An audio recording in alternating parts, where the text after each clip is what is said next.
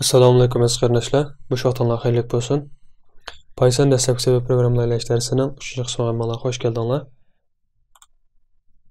Ko'rayotganinglardek, biz oldingi darsimizda, ya'ni 2-chi qism darsimizda Windows va Alma kompyuterlarga Pythonni tushirishni qachilashni ko'rib chiqqan, ya'ni kompyuterimizga Python muhitini hozirlashni ko'rib chiqqandik.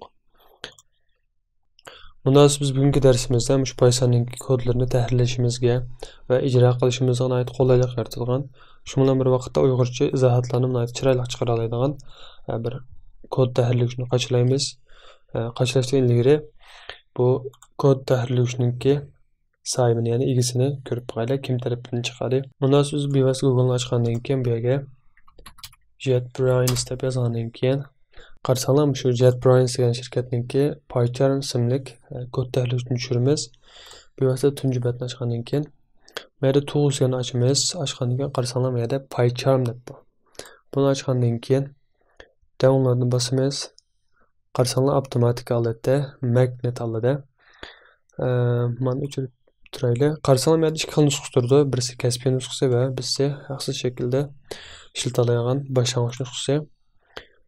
Ma'ning o'zi haqliq bilan birga Python va HTML, JS, undan keyin SQL. Mushularni qo'llaydiganligini yozib tashladi. Ammo bu haqliq kelgusida balkim cho'ng ishlarni qiladigan vaqtda buni setilib o'rgansalar bo'ldi, lekin biz yangi o'rganuvchilar bo'lganligimiz uchun ma'lumot nashirini tushirsak, bizni tamoman o'rganishimizga yetadi. Shunlashqa biz buni bosamiz. Bosgandan keyin tushirishni boshlaydi. Mavu Free Download Manager degan detal ilgirki darslarimizda ham mavjud. Alma va Windows kompyuterlarga tushirib qochilsanglar tez suratda tushirishga yordamchi bo'ldi. Undan esa mavu tushyotdi. Bundan keyin bu yerni besib tushgan o'rnini ochgandan keyin buni ochamiz. Buni bu yerga ko'chiramiz. Ko'chirib qo'ydim. Undan keyin buni o'chirib, buni chiqarataylik.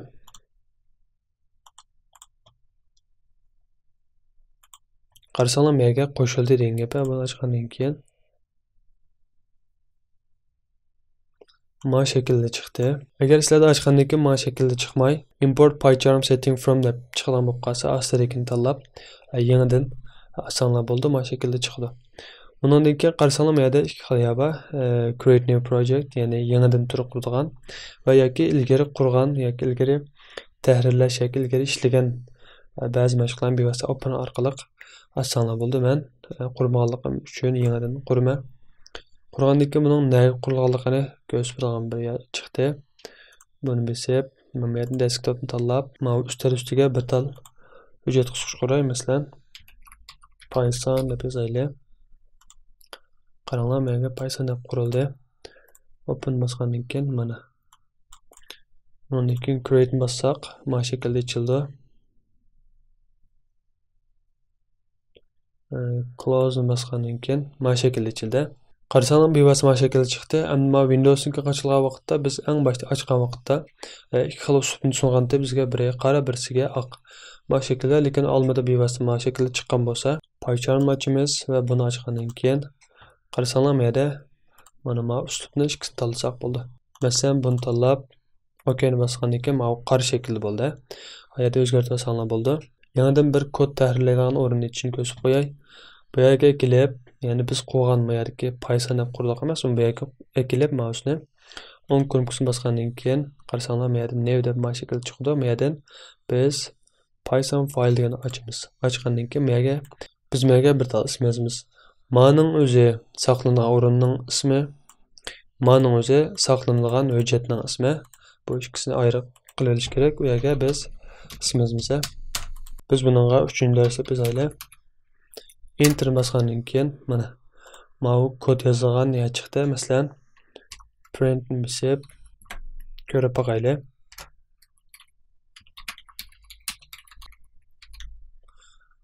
Ko'rayotganinglardek mana shaklda hello world ni yozdik.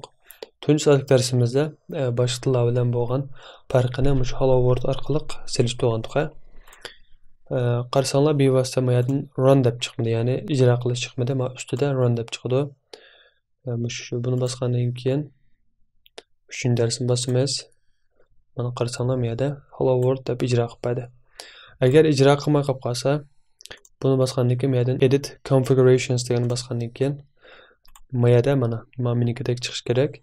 Yana Python 3.8 avtomat tanlangan bo'lish kerak. Agar bu yer tanlanmagan bo'lsa, yana bu yerga kirib qarasanglar, bu yerga kelib buni ochgandan keyin qarasanglar mana. Bu yerda mana chiqish kerak. Agar chiqmagan bo'lsa, quruq bo'lgan holat chiqqan bo'lsa, kodlar ijro bo'lmaydi. Ijro qilish uchun buni bosamiz, ochgandan keyin qaranglar. Mana bu yerning o'ziga shu Pythonning qachlangan o'rinini ko'rsatib, mana ko'rayotganinglardek chiqish kerak. Chiqqandan keyin bevosita ijro bo'ldi. Masalan, boshqa narsa yozib qo'yaylik. Print tabni bosdim. Bosgandan keyin bu yerga 10 qo'shilgan 60 deb yozgandan keyin qaranglar. Qarasanglar, mana shakl ijro qilsanglar bo'ldi. Ya'ni bu yerdagi Ctrl Shift R ni bosish orqali ijro qilsanglar bo'ldi. Yoki bu yerdan bosish orqali ijro qilsanglar bo'ldi. Masalan, qaranglar, ijro bo'ldi. Mana 70. Mesela yana yozib qo'yaylik. Print yozgandan keyin 100 ko'paytirilgan 200 deb yozgandan keyin qaranglar. Yana mana shakl ijro qilsak bo'ldi. Men bevosita konvertni ijro qilib qo'yay. Mana bu yerdan ijro bo'ldi degan gap. Endi men ijro qilish ko'znikini men o'ng tarafga o'tib qo'ysanglar, texnik qolay. Bevosita bu yerdan yozsizlar, ma tarafdan ko'rasizlar. Masalan, buni bosgandan keyin bu yerda move to deb chiqadi. Bu yerda right top. Buni bosgandan keyin mana bu yerdan chiqdi degan gap. Endi biz mana besish orqali ma ko'znakni saqlasak, mana va ko'znak ma shaklda ichildi. Bevosita buni ochmoqchi bo'lsak, buni bosgandan keyin ichildi degan gap mana. Endi men bu yerga bir tal uyg'urcha zot yozib qo'yay. Qarasanglar, men bir yangi bir narsa yozib qo'yaylik. Sen print deb ma print tanlab bo'lgandan keyin bo'shliqni yoki tabni bosish orqali chiqarsanglar bo'ldi. Masalan, tabni bosgandan keyin mana shaklda chiqadi. Yani peni besib turib, yana bo'shliqni bosish orqali chiqarsak bo'ldi. Yani birdan-birda hech kimga hojat yo'q, bevosita avtomatik aslida chiqarib turadi mana. Buningki tafsilotini, bu printdan nima bo'lganligini, tirnoqlarning nima bo'lganligini kelar safhada so'zlaymiz. Bugun faqat buni ijro qilishni ko'rib olsanglar bo'ldi. Masalan, pen yozgandan keyin qaranglar, print chekit yozdik. Hello, I am Uyghur. Mana I am Uyghur deb yozdik. Undan keyin Ctrl Shift R ni bosgandan keyin ijro bo'ldi mana. Mana. Endi bu yerga yana uyg'urcha zotni biz yozib qo'yaylik. Endi biz bu yerga bir tal zot yozib qo'yaylik uyg'urcha. Bosgandan keyin qaranglar.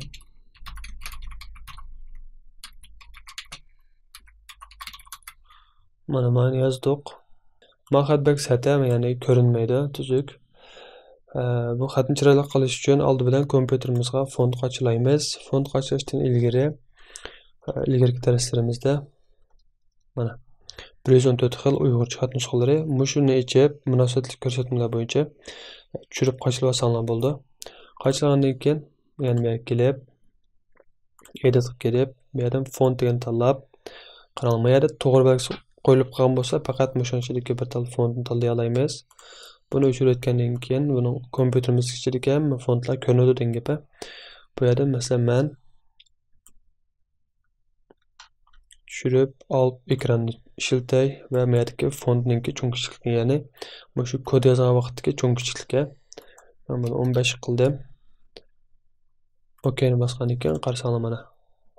Bu yerda xat bo'lganligi uchun xato yozibdim, buni to'g'rilab o'taylik. Mana bu shaklda zotni yozdik degan gap. Ko'rayotganinglardek, shundan ijro qilsak, bu yerda ijro bo'ldi. Ma koddan, ma izohli yerdan buningki nima ekanligini boshqalar ko'rib bilalaydi degan gap. Bularningki tafsilotini kelar safhada so'zlaymiz inshaalloh.